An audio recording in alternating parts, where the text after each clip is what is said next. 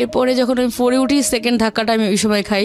তো ভালো রেজাল্ট করতাম। আমাদের এলাকারই কয়েকটা ছেলে ছিল, আরমান, জিয়া, আবার খালিদ, তারপরে স্কুলে মিঠু, সোহেল, এরকম আরও অনেক ছেলেপেলেরা ছিল। ওরা হচ্ছে আমাকে খুব জেলাস করতাম, ভালো রেজাল্ট করতাম। আর ওরকম আমি মিশতাম না, কারোর সাথে কথাও বলতাম না, একটু মুডি ছিলাম আর কি, মুড নিয়ে থাকতাম। থেকে শুরু করছি, যখন আর কি বুঝতে শেখা, সেই সময় থেকে বেশ কিউরিয়াস ছিলাম স্কুলে ভর্তি হওয়ার ব্যাপারে। তো ক্লাস 1-এ ভর্তি হলাম, বেশ হ্যাপি ছিলাম। আমার লাইফের শুরুর দিকটা বেশ ভালোই ছিল। বরিশাল শহরের মধ্যেই থাকতাম, আর আমার নানা বাড়ি আর আমাদের বাড়ি হচ্ছে পাশাপাশি আর কি। নানা বাড়ি পাশে, আমরা জমি কিনে বাড়ি করেছি। আর আমার বাবা হচ্ছে গভর্নমেন্ট জব করতো ওই সময়।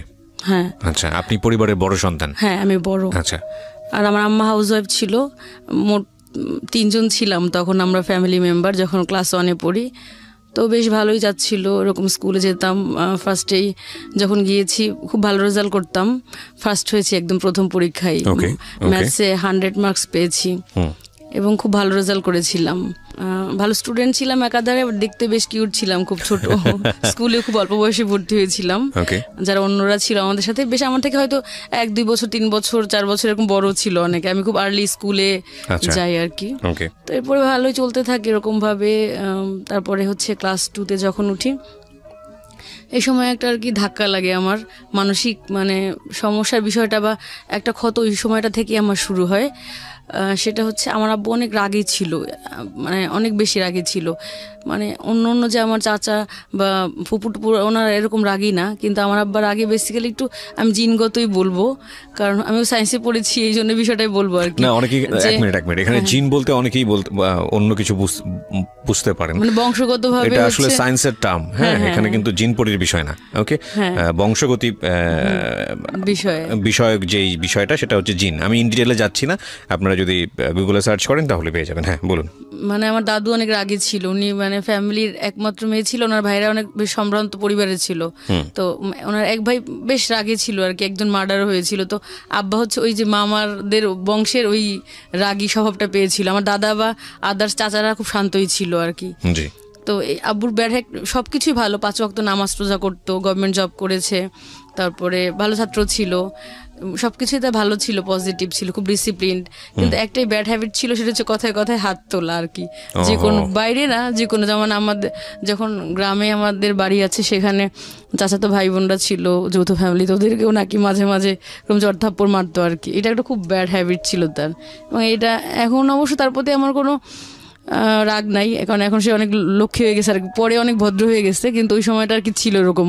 আর বাবা মার সাথে আমার বয়সের ডিফারেন্সও খুব বেশি না, আমার আম্মার সাথে হচ্ছে 16-17 বছরের ডিফারেন্স।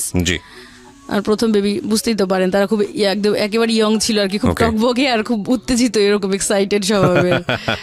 তো তখন আমার আম্মা হচ্ছে, আমি ক্লাস 2 প্রেগনেন্সি ছিল।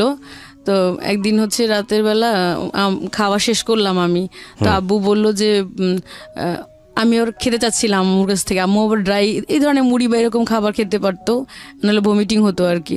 তো এরপর আমি চাচ্ছিলাম, ছোট বাচ্চা তো আমি তো সেভাবে বুঝতে পারি না যে আমি খাওয়া শেষ করেছি, আবার আমার খাওয়া উচিত না। তো এই বিষয়টা আব্বু খুব রেগে গেল, সে খুব রাগি, বললো যে ও চাইছে কেন দিলা আর কি, একটা চর মারলো অনেক। আপনি যখন কোন ক্লাসে? ক্লাস 2-এ পড়ি। তখন তো আপনি বুঝতে পারছেন, মানে আপনার নিজের মেমরি থেকেই বলছেন? হ্যাঁ, বুঝতে পারছি। তো একটা চর মারলো। শেষে আম্মু হচ্ছে প্রেগনেন্সি ছিল, এটা বুঝতে পারতাম আমি যে অসুস্থ আমার আম্মু, একদম বেডের উপর থেকে নিচে পড়ে গেল আর কি। এই আমার লাইফে আর কি খুব ছোটবেলা থেকে এই মানসিক একটা অশান্তি শুরু হয়ে গেল আর কি, একটা ক্ষত শুরু হইলো যে এরকম কেমন পুরুষরা কেন নির্যাতন করবে বা এরকম। সেটা যাই হোক, হয়তো পরবর্তী যে ঘটনাগুলো ঘটেছে হয়তো আমার আম্মার কিছু দোষ থাকতে পারে, কিন্তু সেটা অন্য ব্যাপার। কিন্তু এটা আমার কাছে খুব খটকা লাগলো তখন থেকে। First impression is the last impression. হ্যাঁ, একদম শুরু থেকেই আমি কিছুটা ডিপ্রেসড বা এরকম খারাপ আর কি মনোভাব আমার। তো স্কুলে যাই তখন থেকে আমি খুব মনোযোগ দিয়ে পড়াশোনা করতাম আর কি। যে আমার মানে ছেলেদের সম্পর্কে খুব খারাপই একটা ধারণা ছিল যে হয়তো এরকম বা আমার লাইফে এরকম হতে পারে, আমি বড় হয়ে অফিসার হব বা স্ট্রাগল করবো, পড়াশোনা করব, মানে বেসিক্যালি পড়াশোনাটাকে খুব পছন্দ করতাম আর কি। স্কুলে যেতাম, ও স্কুলটার নাম ছিল একাদে চৌধুরী সরকারি প্রাথমিক বিদ্যালয়, ওখানে আমি পড়তাম, ভালো স্কুল বেশ। ওই সময় মানে অন্য স্কুলের তুলনায় খুব উন্নত ছিল আর কি। প্রাইমারি স্কুল তখন কিন্ডারগার্টেন বা ওরকম প্রচলন ছিল কিন্তু খুব কম, তখনও ভালো ভালো স্টুডেন্টরা, এখন তো পড়ে না, পড়তো প্রাইমারি স্কুলে আর কি। যারা আমরা ওখানে পড়েছি অনেকে মেডিকেল কলেজে চান্স পেয়েছে, ভালো ভালো জায়গায় চান্স পেয়েছে বা ভালো সাবজেক্টই পড়েছি আমরা। এরপর সেকেন্ড ধাক্কাটাকে যখন 4-এ উঠি আমি খুব ভালো রেজাল্ট করতাম এবং খুব ভদ্র শান্ত ছিলাম অনেক, যেখানে আম্মু দাঁড়া করে রাখতো ওখানেই দাঁড়িয়ে থাকতাম বা এরকম টাইপের ছিলাম। তো স্কুলে গেলাম আর ক্লাস ক্যাপ্টেনও হলাম। আমার নানা আবার স্কুলের প্রধান শিক্ষক ছিল আর কি, তো ওই স্কুলের প্রধান শিক্ষক স্যার আমাকে খুব আদর করতেন, যেহেতু আমি শিক্ষকের নাতনি, এই জন্য অন্যরকম একটা পরিচিতি ছিল। এরপরে যখন আমি 4-এ উঠি সেকেন্ড ধাক্কাটা আমি ওই সময় খাই, তো ভালো রেজাল্ট করতাম। আমাদের এলাকারই কয়েকটা ছেলে ছিল, আরমান, জিয়া, আবার খালিদ, তারপরে স্কুলে মিঠু, সোহেল, এরকম আরও অনেক ছেলেপেলেরা ছিল।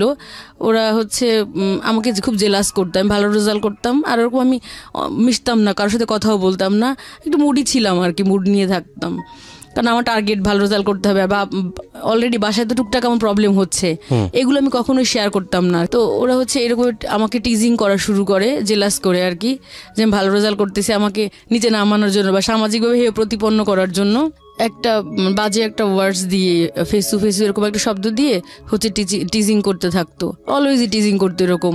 এটা মোটামুটি ছড়িয়ে দেয় ওই গন্ডিটার মধ্যেই আর কি। তো এরকম টিজিং করতে থাকলো এমন ভাবে, এটা না টর্চার পর্যায়ে আর কি, যেমন কি যেন ফেসু ফেসু ফেসু ফেসু করে টিজিং করতো আর কি, একদম গলি টলি মোটামুটি অনেকের মধ্যেই ছড়ালো আর কি, ছেলেদের মধ্যে বিশেষ করে। তখন কোনো মেয়েদের ইন্টিমেসি ইনভলভমেন্ট ছিল না। পরে হচ্ছে আমি খুব একটু ডিস্টার্ব ছিলাম, আর আমার একটু প্রবলেম ছিল, অ্যালার্জি প্রবলেম ছিল, আমার বায়ুবর্ণে অ্যালার্জি ছিল, বেশ ঠান্ডার, আর আমি খুব শুকনা ছিলাম, ঠান্ডা থাকতো এমনি হাত পা অনেক। আর শীতের দিনে এক্সাম থাকলে আমার খুব কষ্ট হতো, আমি ভালো এক্সাম দিতে পারতাম না, কারণ কোল্ড অ্যালার্জি ছিল, নাক দিয়ে পানি পড়তো বা হাত পা ঠান্ডা হয়ে যেত, বেশি রাত জেগে পড়তে পারতাম না, সন্ধ্যার সময় ঘুমায় থাকতে হতো লেপ বা কম্বল গায়ে দিয়ে এরকম। তো ওরা এরকম সবসময় উত্তক্ত করতো আমাকে, কোচিং করতে যেতাম 5 স্কলারশিপের জন্য, তখন উত্তক্ত করতো, সবসময় টিজিং করতেই থাকতো।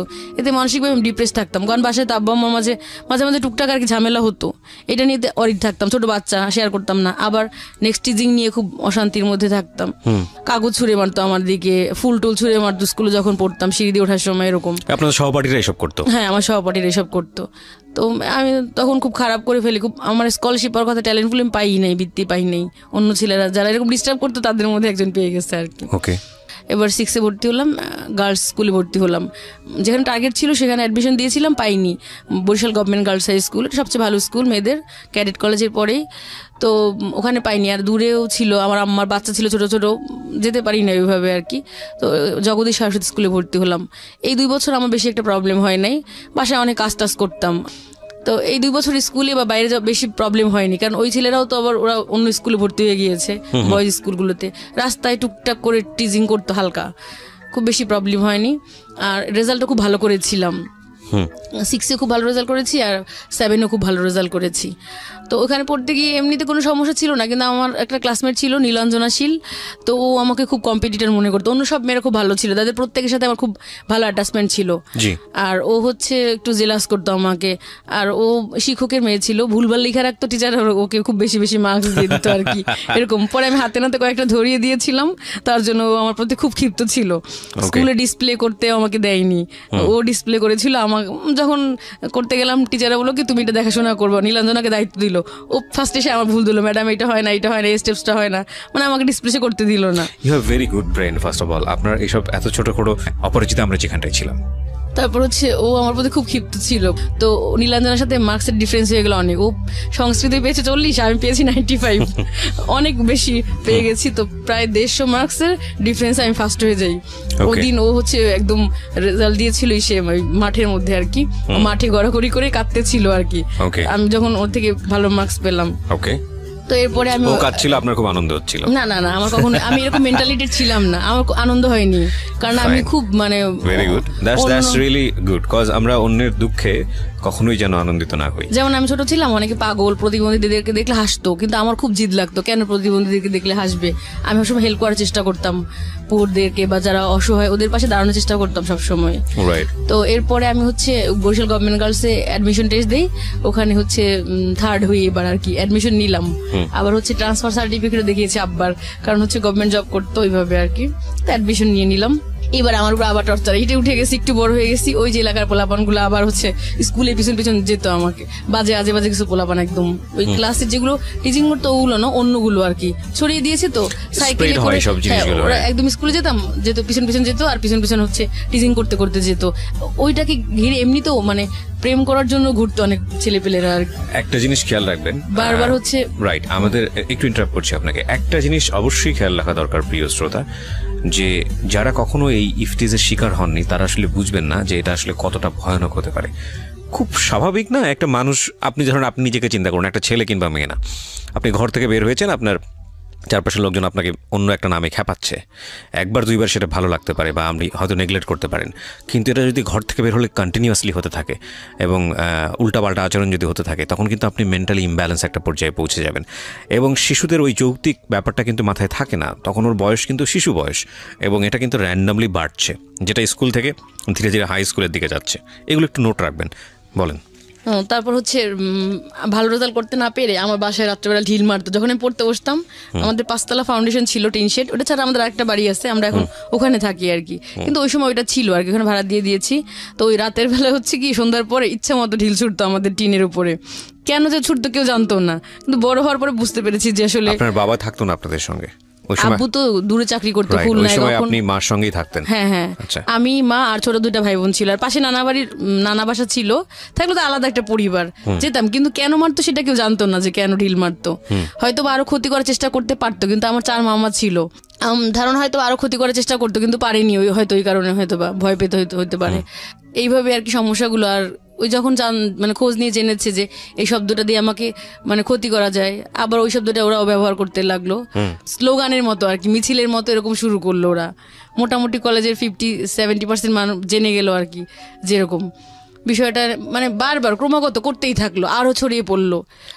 তারপরে হচ্ছে আমি যখন ক্লাসে আসতাম, যেতাম হচ্ছে করিডোর দিয়ে, হ্যাচ্চো হ্যাচ্চো করে আমার গায়ের মধ্যে, চিন্তাও না আননোন ছেলেপেলেরা একদম থুথু ছিটিয়ে বা ওই যে সর্দি টর্দি কফ এগুলো ছুটিয়ে মানে ফেঁচু ফেঁচু হ্যাচ্চো হ্যাচ্চো করে আমার মুখের মধ্যে এসে একদম এরকম অ্যাটিচিউড করতো, যত ধরনের বিকৃত আচরণ করা যায় সর্বোচ্চ পর্যায়েগুলো করতো।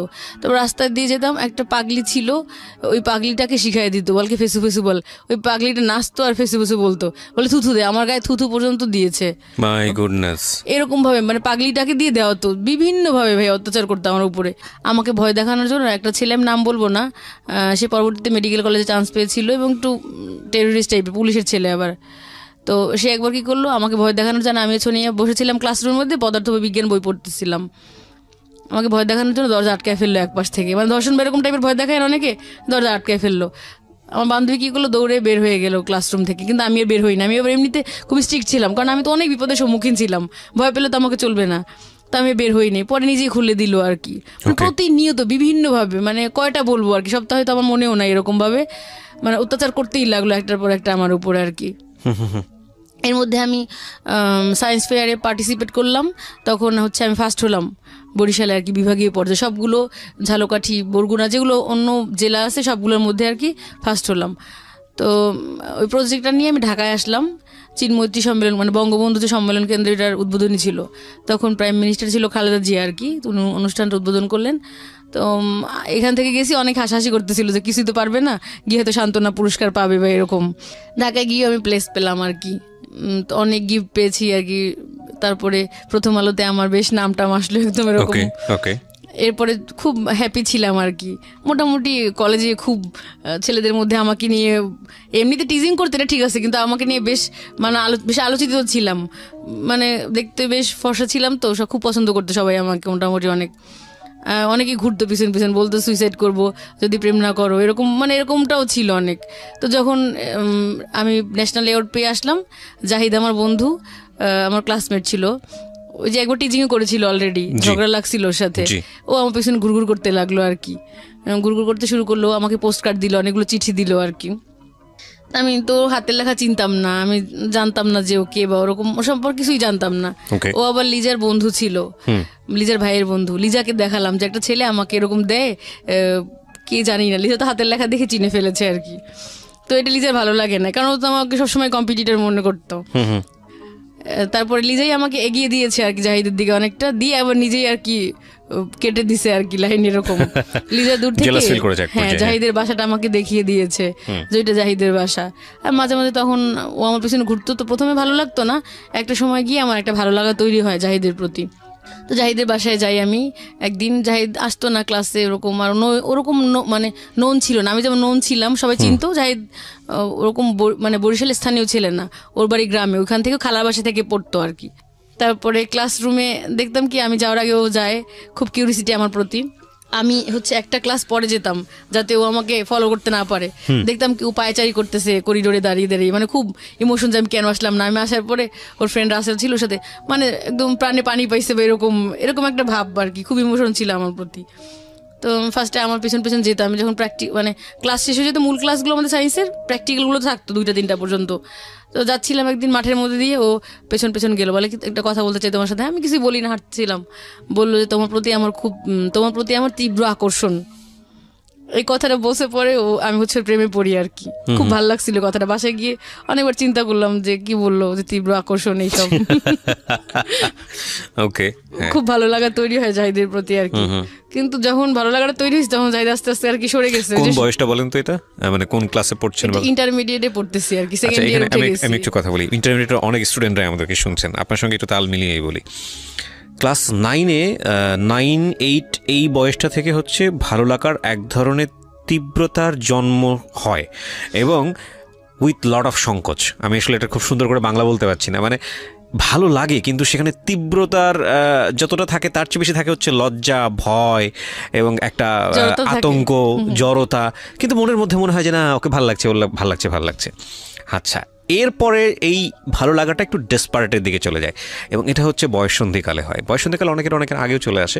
2টা জিনিস খেয়াল রাখবেন, বাবা মা যারা শুনছেন এবং যারা তোমরা নিজেরাও যারা এখন এই প্রেমের মধ্যে আছো, তারাও একটু শুনে রাখো, কারণ এটাই শেষ কথা না। ইনফ্যাক্ট এই ভালো লাগাটা যখন তীব্র আকার ধারণ করে এবং একই সাথে যখন বয়ঃসন্ধিকাল চলে আসে, বয়ঃসন্ধিকালে ছেলেদের যে চেঞ্জটা হয় সেটা হলো একটা ছেলে হঠাৎ করে লম্বা হয়ে যায়, দেখবে 9-10-এ দেখে ধাম করে লম্বা হয়ে গেছে, গলার শটটা অনেক ম্যাচিউর হয়ে গেছে এবং অনেক বেশি ব্যক্তিত্ব সচেতন হয়ে গেছে। সে যে হাঁটছে, হাঁটার স্টাইলটা ঠিক আছে কিনা, সে যে জামাটা পরছে সে জামাটা ঠিক আছে কিনা, সে যে মাথাটা আঁচড়াচ্ছে সে মাথাটা, আমি একদম ছোটো ছোটো জিনিসগুলো ধরে ধরে বলছি, মাথার চুলের আঁচড়ানোর স্টাইলটা ঠিক আছে কিনা, এবং একটু শেভ করার দেখবা যে গোফঠোপ উঠছে বা একটু শেভ, নতুন নতুন দাড়ি, এবং শেভ করে সে যথেষ্ট লজ্জা পাচ্ছে। এই যে বয়সটা, এটাকে বলছি আমরা বয়ঃসন্ধিকাল। আমি অ্যাটিটিউড দিয়ে বুঝালাম, আর ফিজিক্যালের জায়গা থেকে তোমরা নিজেরা বুঝে নিও, ফিজিক্যালি অনেক বেশি চেঞ্জ আসে। মেয়েদের ক্ষেত্রেও কিন্তু এই জিনিসটা আসে, এবং মেয়েদের মধ্যেও এই সেম জিনিসটাই গ্রো করে, কিন্তু with some physical changes. Interesting বিষয় হচ্ছে এই সময়টাতে কোনো ছেলেমেয়ের আচরণ, মোস্ট অফ দ্য কেসেস আমরা বলতে পারি, অনেক বেশি অ্যারোগেন্ট হয়ে যায়, উগ্র হয়ে যায়।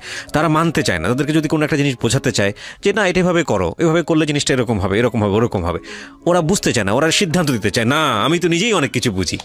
হ্যাঁ, উনি ছোটো ছোটো করে হাসছেন, হয়তো আপনারা অডিওতে পাচ্ছেন না।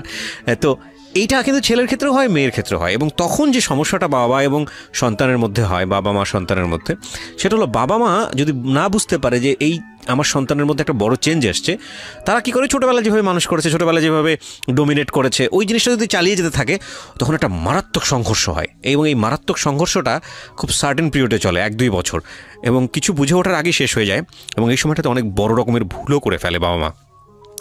সুতরাং আমি বাবা মাদেরকে স্পেশালি বলবো যে এই সময়টাতে ছেলে মেয়েদেরকে একটু অন্যভাবে ট্রিট করতে, একটু খেয়াল রাখতে। আচ্ছা, এবার হচ্ছে ভালো লাগার জায়গাটা বলি। আমাদের শিক্ষকরা ক্লাসে বলতো যে বয়সটা এমন, কাকপক্ষে দেখলেও ভালো লাগে। হ্যাঁ, একদম খুব নুডলি বললাম, আমি কাউকে অপমান করছি না, বাট বিষয়টা কিন্তু আসলে এরকমই। হিসাব থাকে না কোনো, মানে ভালো লাগাটা এত এক্সট্রিম লেভেলে হয় যে ওকে ছাড়া আমরা বাঁচবই না, ওকে ছাড়া জান শেষ হয়ে যাবে। মাঝে মাঝে ফেসবুকে এরকম ভিডিও দেখি, মেয়ে পালিয়ে গিয়েছে, গহনা ঠহনা পরে এসে ফেসবুক লাইভে আসছে, এসে বলছে বাবা তুমি তো বলেছিলা ওকে ওর সাথে বিয়ে দিবা না, দরকার হলে একটা রিক্সাওয়ালার সাথে বিয়ে দিবা, আর তাই আমি বিয়ে করে ফেলেছি, ওর কোনো দোষ নেই। আমি চিন্তা করি আজ থেকে 5 বছর পরে এই মেয়ের জীবন গল্পটা কি দাঁড়াবে, কিংবা আজ থেকে 2 বছর পরে এই মেয়েটাকে এত ডেসপারেটলি বলতে পারবে যে বাবা আমি ওর সাথে সংসার করে অনেক সুখে আছি। কজ রিয়েলিটি তো অন্যরকম। আমাদের চারপাশে যে ঘটনাগুলো ঘটে সেখানকার প্রেক্ষাপটে বলছি। আমি এটা মিন করছি না যে মেয়েটা সুখী হবে না, সুখী হোক, আমরা সেটার জন্য দোয়া করি, কিন্তু এই ডেসপারেটনেসগুলো এই বয়সেই থাকে। কিন্তু এটা জীবনটা আসলে এরকম না। কজ ভালোবাসার তীব্রতা অবশ্যই থাকবে, সেটা সবার জীবনেই আসুক, কিন্তু সেই তীব্রতা আমাদেরকে যেভাবে 4-5টা সম্পর্কে অনেক বেশি ব্ল্যাঙ্ক করে ফেলে, অন্ধ করে ফেলে, যে না ওকে ছাড়া আমি বাঁচবই না, ওকে ছাড়া আমার জিন্দেগি তামা তামা, কিংবা ওকে ছাড়া আমি নিঃশ্বাসই নিতে পারতেছি না, বিষয়টা আসলে এরকম না। এটা একদম এক্সট্রিম একটা ফিলিংস। এই এক্সট্রিম ফিলিংস সারা জীবন থাকে না। আমি আপনাদেরকে এবং তুমি করে বলি, because you are much younger than me. ওই স্টেজ আমিও পার করে এসেছি। আমি আমার নিজের জীবন থেকে বলছি, ভদ্রমহিলা যিনি এখানে আছেন নিজের জীবনগুলো বলার জন্য, উনি হয়তো এগ্রি করবেন, এটা থাকে না। এবং এটা যখন থাকে না তখন অনেক কিছুর হিসাব শুরু হয়। এই হিসাবে গিয়ে যদি ছেলেটা মেয়েটার কাছে হেরে যায় বা মেয়েটা ছেলের কাছে হেরে যায়, তখন শুরু হয় দুর্বিষহ জীবন। সুতরাং যারা অনেক বড় রকমের মারাত্মক ফিলিংস নিয়ে কোনো একটা ছেলে কোনো একটা মেয়ের কাছে আছেন, কিংবা কোনো একটা মেয়ে কোনো একটা ছেলের কাছে আছেন, একটু রেস্ট নেওয়া প্রয়োজন। এটাই কিন্তু বাস্তবতা নয়, একটু সময় যাওয়া প্রয়োজন। সুতরাং হুটহাট করে আমরা যেন কোনো ভুল না করে ফেলি। জি, আপনি যেটা বলছেন আমার মনে হয় সেই স্টেজের কথাই বলছেন আপনি, যে সেই সময় যে যা খুব ভালো লাগতো, হ্যাঁ একটু রাস্তাতে হেঁটে গেলেই মনে হতো আহা, একটু হাতটা ধরতে পারলে মনে হলো আহা, এই হাতটার কখনোই সাবান দিয়ে ধুবো না, থাকুক ওর শরীরে, ওর একটা স্পর্শ থাকুক। সেই বয়সের কথাই বলছেন, বলুন তারপর। তো ঘুরতে লাগলো। ঘোরার কারণ হচ্ছে যে আমি ন্যাশনাল অ্যাওয়ার্ড পেলাম, এটা খুব পছন্দ করতো আর কি। আচ্ছা। তারপর ডিবেট করতাম ওর সাথে, আমি একসাথে ডিবেটও করেছি। আচ্ছা। তো খুব তাকিয়ে থাকতো ডিবেট করার, আমি চাইতাম শিখতে, আমার শেখার আগ্রহটা বেশি ছিল যে ও একটু ভালো পারে শিখবো। কিন্তু ও হচ্ছে আমার বলতো আমার হাসি নাকি খুব সুন্দর, ঝংকার দেয়, এটার কানে বাজে, মানে অনেক ধরনের লোভনীয় কথাবার্তা বলতো আর কি, খুব ইমোশন দেখাতো। মানুষকে প্রশংসা করে অনেক দুর্বল করে ফেলা যায়। হ্যাঁ, অনেক দুর্বল করে ফেলেছে আর কি। তো আমি চেঞ্জ হতে শুরু করলাম। এর আগে ছেলেদেরকে আমি খুব ঘৃণা করতাম। একদিকে বাবার প্রতি আমার খুব আক্রোশ ছিল, একটু নারীবাদী টাইপের ছিলাম কিছুটা, কবিতাও লিখতাম এরকম। তারপর হচ্ছে আব্বুর বিরুদ্ধেও কবিতা পড়তাম এরকম, যে আমরা তো জানি আকাশ আদিম পুরুষ, পৃথিবী রমণী, তবে কেন 2 হাতে শিকল পরিয়ে রেখেছো, 1000 বছর ধরে কেন তুমি সূর্য দেখতে দাওনি, এরকম মানে কবিতা পড়তাম। তো আব্বু হাসতো বা অবাক হইতো এরকম। আর ছেলেরা যদি ব্যথা পেতাম, আমি খুব মজা পেতাম, কারণ যে এই টিজিং করতাম তো খুব আক্রোশ ওদের প্রতি। তো ফার্স্টে আমার মধ্যে চেঞ্জ আসলো। জাহিদ একদিন ব্যথা পেলো বেঞ্চের সাথে, লোহা ছিল, লোহার পেরেকগুলো কেটে গেল, পা দিয়ে রক্ত বের হলো, দেখি আমার চোখ দিয়ে শুধু পানি পড়তেছে। প্রথম কোনো ছেলের জন্য আমার হচ্ছে কষ্ট হলো। ভেরি ইন্টারেস্টিং থিং, দেখেন উনি ছোট ছোট জিনিস কিন্তু কত বিউটিফুল, কত সুন্দর করে মনে রেখেছে বিষয়গুলো। ওকে, তারপর ওর হচ্ছে চোখে প্রবলেম হলো, ঢাকায় আসলো ট্রিটমেন্টের জন্য। তা আমি বললাম আল্লাহ জানো আমার চোখ দুটো নষ্ট হয়ে যায়, ওর চোখ যেন ভালো হয়ে যায়। চলে আসলো আমার মানে এরকম। তো ও অলরেডি আমি একটু মিস করে গেছি যে এই যে টিজিং করতো, এর মধ্যে আমি খুব মেন্টালি অনেক আপসেট হয়ে গিয়েছি। রাতে আমি খুব খারাপ স্বপ্ন দেখতে শুরু করলাম, বিষণ্ণতা শুরু হলো। এর আগেও টিজিং করতো বা ফ্যামিলি প্রবলেম ছিল, কিন্তু তখন আমার বিষণ্ণতাটা শুরু হয়নি, এখন আমার বিষণ্ণতা শুরু হয়েছে আর কি। তো আমি রাতে সবসময় সাপ স্বপ্নে দেখতাম। তারপরে দেখতাম যে আকাশ ভেঙে ভেঙে আমার মাথার উপর পড়ছে, বড় বড় ট্রাক আমার বুকের উপর দিয়ে চাপা দিয়ে যাচ্ছে, যত ধরনের খারাপ মানে বিকৃত ভয়ঙ্কর বিভৎস স্বপ্নে দেখতে শুরু করলাম আর কি। ন্যাশনাল অ্যাওয়ার্ড পাওয়া এগুলো খুব পছন্দ করতো আর কি। একসাথে দুজনে কম্বাইন ভাবে চ্যাম্পিয়ন হয়েছি। তারপর আমি খেলাধুলায় পুরস্কার পেয়েছি আর কি, লুডোতে চ্যাম্পিয়ন হয়েছিলাম। মানে মোটামুটি পড়াশোনায় ভালো রেজাল্ট করেছিলাম, টেস্ট পরীক্ষাতেও আমি হচ্ছে 9ম হয়েছিলাম। আবার দেখতে বেশ সুন্দর ছিলাম, আবার হচ্ছে এই কালচারাল প্রোগ্রামগুলো বা এগুলোতেও ভালো করতেছিলাম, এই জন্য খুব পছন্দ করতো আমাকে। তো এরপরে একটা সময় আস্তে আস্তে মানে সরে যেতে থাকলো, যে বাসা থেকে তো অলরেডি বাসায় গিয়ে বলে দিয়েছে লিজা হাসান বা অনেকে, জানি না আমি কে বলছে।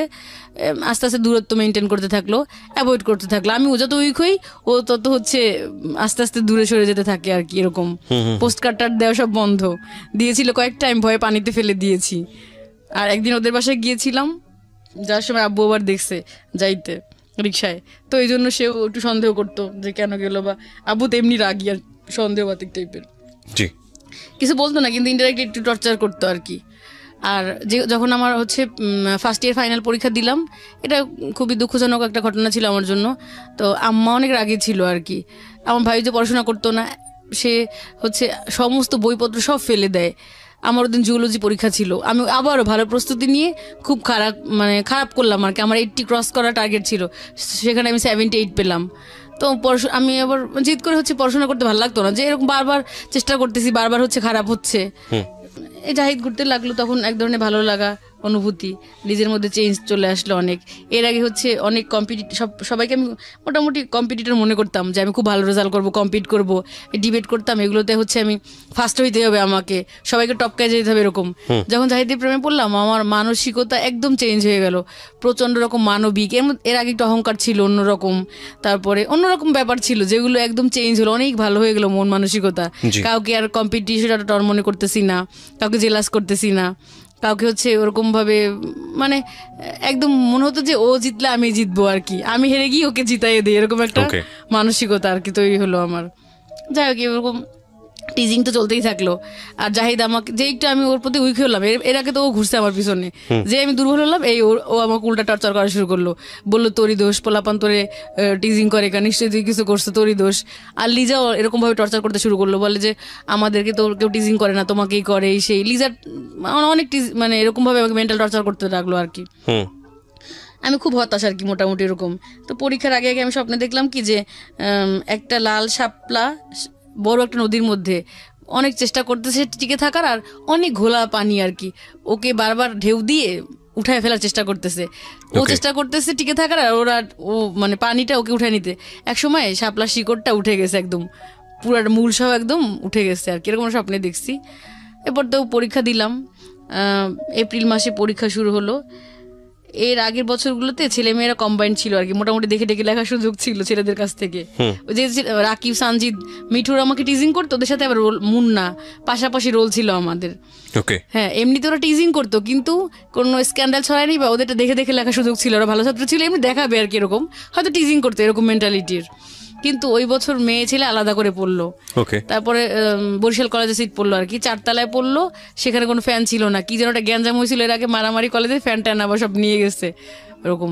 তো প্রচন্ড গরম ছিল একদম, গ্রীষ্মের মানে এপ্রিলের দিকে পরীক্ষা, আমার গলার স্বর বসে গেছিল একদম, অনেক সিক থাকতাম, আমার তো অ্যালার্জি আছে, কোল্ড অ্যালার্জি, কফ টফ এরকম ছিল।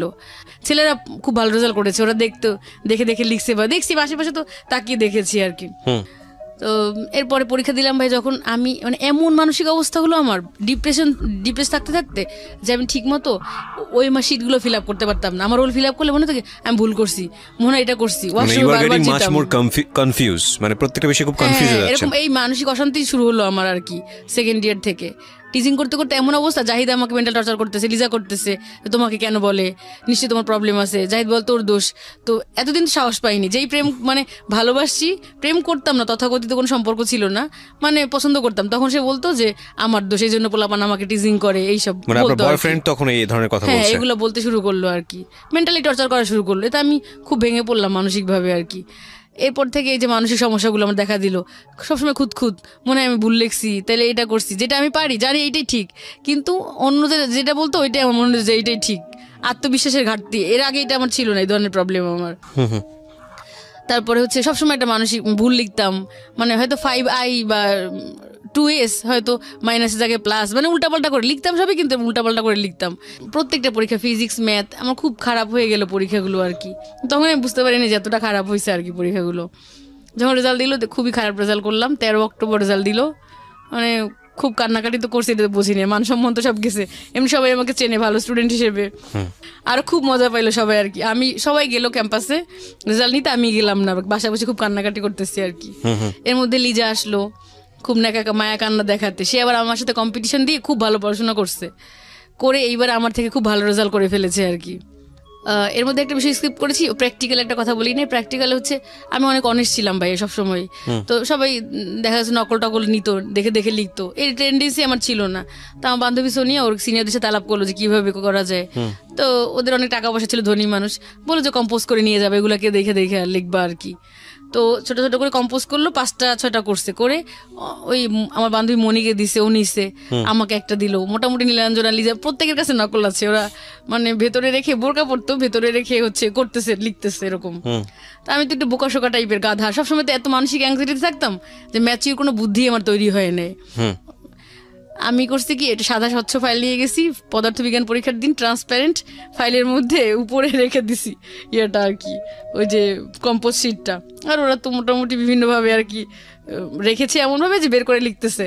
স্যার উঠেই ফার্স্টে আমার ইয়েটা দেখলো আর কি, ফাইলটা খুললো, দেখাই তো যায় এটা স্পষ্টভাবে, দেখলো যে এটার মধ্যে নকল আছে আর কি। আসলে তো আমি ওটা নিজে নেই না, ওটা আমার বান্ধবী দিছে পরীক্ষার সময়, আমি ওটার মধ্যে ঢুকায় রাখছি। তো স্যার খুব খেপে গেছে যে নকল করে, এই মেয়ে মনে এরকম ভাবে নকল করছে, এসসিতে কি রেজাল্ট করছিল তুমি ফিজিক্সে? আমি বললাম স্যার আমি A+ পেয়েছি। বলে নিশ্চয়ই নকল করে পাইছো। আসলে ভাই এরকম আমি কোনোদিনও না, সে তো বিশ্বাস করবে না। তারপর খুব খেপছে আমাকে ফেল করাই দিবে আর কি। তা আমি আবার টেস্টে প্লেস পেয়েছিলাম। স্যাররা অনেক, স্যারদের সাথে খুব ভালো রিলেশন ছিল, বিশেষ করে ম্যাথ আর বোটানি টিচারের সাথে খুবই ভালো সম্পর্ক ছিল। ওই দুইজন টিচারের প্রিয় ছাত্রী ছিলাম আমি আর কি। তো এই স্যাররা বললো যে না আসলে এরকম ওরকম না, হয়তো ভুল কি বলছেন জানি না, হয়তো ন্যূনতম একটা মার্কস দিয়ে পাস করাই দিছে হয়তো, বা এই জন্য স্কোর আরও খারাপ হয়ে গেল আমার। তো খুবই খারাপ রেজাল্ট করে ফেললাম, মেডিকেল কলেজে তার পরীক্ষা দিতে পারবো না। কি যে খারাপ সময় গেছে আমার লাইফের, একদম জীবনটা ভাই আমার অন্ধকারে হারিয়ে গেছে। এরকম খুবই মানসিকভাবে ভেঙে পড়ছি আমি। প্রতি রাতে আমি বসে থাকতাম চেয়ারে, ঘুমাতে পারতাম না, মনে থেকে সুইসাইড করি। আব্বা আম্মা মানে খুব ওয়ারিড থাকতো, তারা শান্তিতে ঘুমাতে পারতো না আর কি। এরপর আম্মা টর্চারে আর মামিদের টর্চারে একদম অতিষ্ঠ হয়ে গেলাম আমি। পরে আমি সিদ্ধান্ত নিলাম যে প্রপোজালটা আসবে, যে আসুক, কানা খোড়া যে আসুক, আমি তাকে বিয়ে করবো আর কি, এরকম টার্গেট করলাম। এরপর প্রপোজাল আসলো, এবার বিয়েতে রাজি হয়ে গেলাম। আম্মা তো হেবি খুশি। এবার খুঁজে খুঁজে ভাইয়া শহরের মধ্যে অনেক ভালো ভালো ছেলেরা ছিল, আমাকে পছন্দ করতো বা বেশ সচ্ছল পরিবারের ছেলে ছিল, কিন্তু আমার না খুব আনইজি লাগতো যে বিয়ে করবো, তারা জানবে যে ফেসু ফেসু ডাকে, দেবর বা ননদ থাকলে না হাসে, কি করে, সবসময় এরকম একটা মানসিক এংজাইটির মধ্যে থাকতাম। আমি ভাবছিলাম যে বিয়েই করবো না আর কোনো দিন। প্রচণ্ড একটা অশান্তির মধ্যে দিয়ে যাচ্ছি না আমি, প্রচণ্ড স্ক্যান্ডাল ছড়িয়ে গেছে এরকম। তো এরপরে হচ্ছে গ্রামের দিকে ছিল বাড়ি, ইঞ্জিনিয়ার। ভাবলাম যে গ্রামের দিকে বাড়ি, অনেক দূরে আমাদের থেকে, হয়তো জানবেই না কোনো দিন, তাহলে এখানেই রাজি হয়ে যাই। বেশ ধনী, মানে ধনীও না, সাধারণ পরিবার একদম। ইচ্ছা করলে আমি অনেক ধনী পরিবারে বিয়ে করতে পারতাম এরকম, বা অনেক ফ্যাসিলিটি দিয়ে বিয়ে মানে অনেক গর্জিয়াস অনুষ্ঠান হইতো এরকম। তাই রাজি হলাম। কিন্তু ভাই ওর মা ঠিকই খোঁজ নিছে, মা খুব মানে শাশুড়ি আম্মা খুব চালু ছিল আর কি, চালাক। ঠিক ভাই ওই শাহাবুদ্দিন নীলাঞ্জনাশীল একদম তাদের কাছে এসেই পৌঁছাইলো। তারা বলছে পাগল, এই সেই, মানে টিজিং করে ছড়াইছে। পরে এমন একটা অ্যাটিটিউড করতো সবাই যে বলতো পাগল বা আজে বাজে, মানে যা মন চায় যার যেরকম ভাবে বলতে লাগলো তার কাছে। সে প্রথমে খুব আদর করছিল আর কি, খুব ভালোবাসছিল, বাণিজ্য মেলায় নিয়ে গেল, খুব ছবি তুললো আমার সাথে, খেতে গিয়েছি রেস্টুরেন্টে। কিন্তু যখন ওই যে ওরা বলছে এগুলো, তখন আমার প্রতি আরও তার খুব ক্ষোভ আর কি, পারলে এড়াই যায় বিষয়টা। তারপর কিন্তু তার ছেলে আবার খুব পছন্দ করলো আমাকে দেখে। তো বিয়ে ঠিক হলো। সে ডেটটাই উল্টায় ফেললো আর কি। 28 তারিখে আমাদের বিয়ে হওয়ার কথা, 9 সালের 28 এপ্রিল, পয়লা বৈশাখের পরে। সে হচ্ছে উল্টায় ফেললো একদম।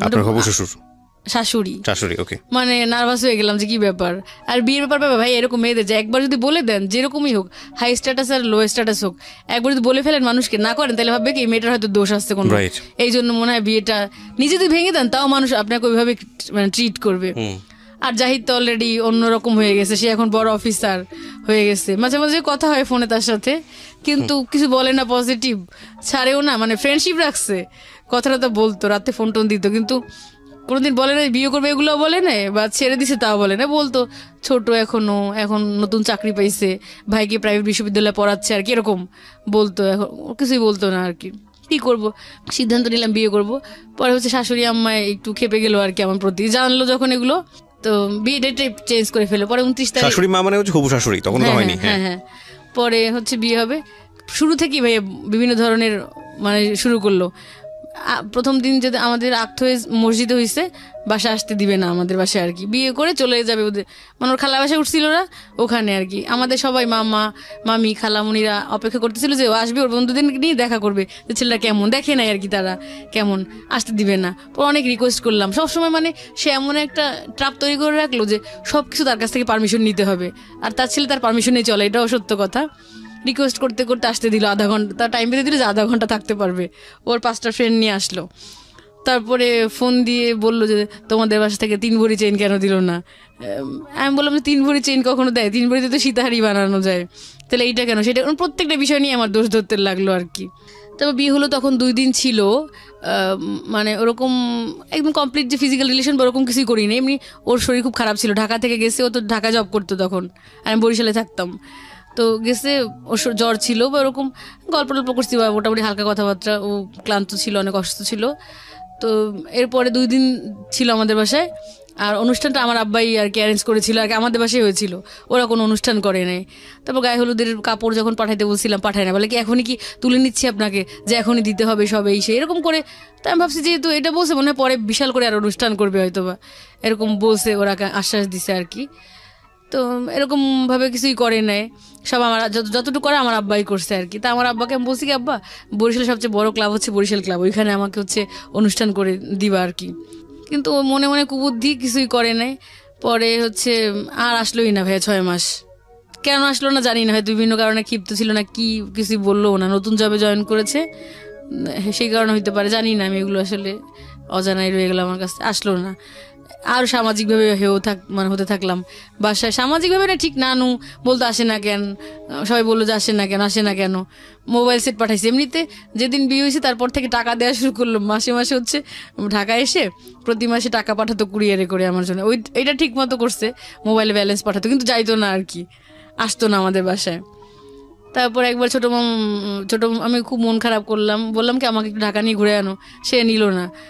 আমি বললাম কি না নিলে মরে যাবো, এসব একটু রাগ অভিমান করে বলতেই পারি।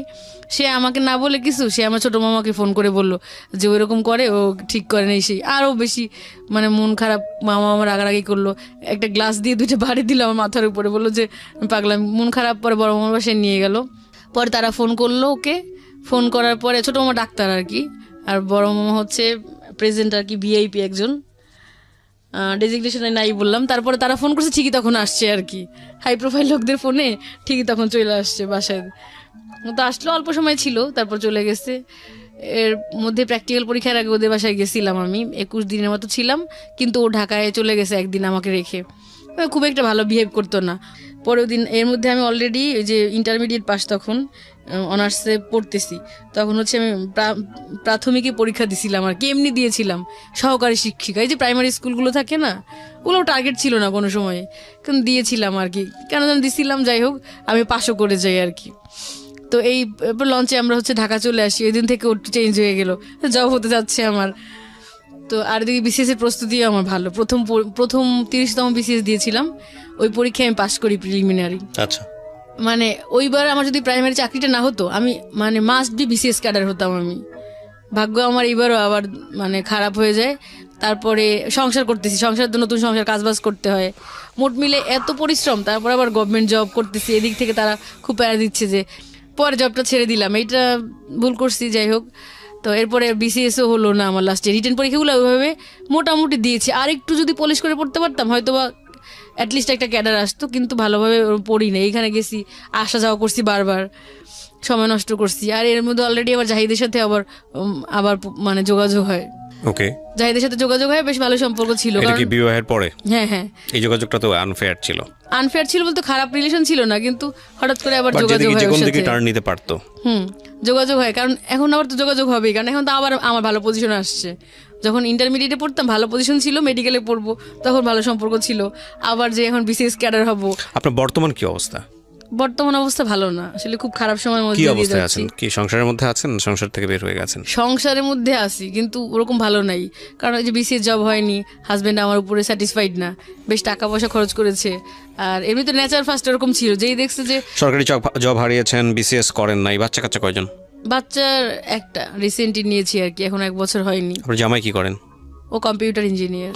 ওকে, তো তার মানে আপনি যেটা বলতে চাচ্ছেন যে আপনার লাইফটা এরকম এলোমেলো হয়ে যাওয়ার পিছনের কারণটা হচ্ছে হলো আপনার ফ্যামিলি স্ট্রাকচারের জায়গাটাতে প্রপার গাইডেন্স না পাওয়া, আর দ্বিতীয়ত হচ্ছে হলো আপনাকে এই ইফটিস করে আপনার জীবনটা শেষ করা, বেশি ক্ষতিকর ছিল। একটা জিনিস খেয়াল রাখা জরুরি প্রিয় শ্রোতা, আজকের এই গল্পে তেমন অর্থে তেমন কিছুই নাই, মানে সেরকম অর্থে আপস অ্যান্ড ডাউন নাই, মেসেজ বলতে গেলে একটা গুরুত্বপূর্ণ মেসেজ আছে, সেটাও খুঁজতে হবে খুব ভিতরে গিয়ে, ওনার বলার ধরনের জায়গা থেকে কন্টিনিউয়াসলি মনোযোগ রাখাটাও খুব মুশকিল। তারপরেও আমরা এই গল্পটা বলার সুযোগ দিয়েছি একটা